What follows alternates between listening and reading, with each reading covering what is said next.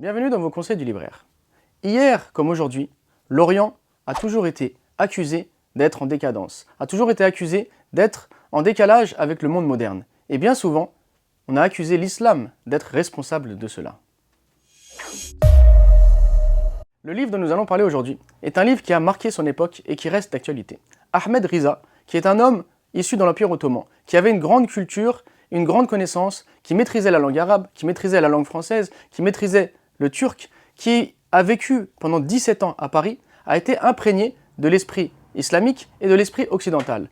Il a donc vécu en France et découvert les préjugés que la France et l'Occident en général avaient au sujet de l'islam et des musulmans. L'Orient en décadence, l'Orient en crise à cause de l'islam, les musulmans seraient fatalistes, les musulmans auraient un problème à cause de la charia, les musulmans auraient un problème dans leur conception de la femme, les musulmans auraient un problème dans leur conception de la politique à cause du califat, les musulmans auraient des problèmes dans telle ou telle chose. Tous ces préjugés qui étaient répandus à l'époque en Europe, Ahmed Riza les a réfutés point par point. Il a pour cela utilisé le Coran et la Sunna. Il a utilisé pour cela son expérience en Europe, pour montrer que ce dont on accuse l'Orient, la crise qu'il y aurait en Orient, est également la même en Occident. Et les problèmes de société sont exactement les mêmes. Les préjugés sur l'islam sont nombreux, mais, alhamdoulilah, très bien réfutés dans ce livre. Mais on voit aujourd'hui qu'il y a une politique anti-turque qui se met en place, qui avait déjà donc écho à l'époque, et que notre auteur a réfuté avec un chapitre entier où il montre que les Turcs sont innocents de ces accusations qu'on leur prête. Alors à travers la lecture de ce livre, on va découvrir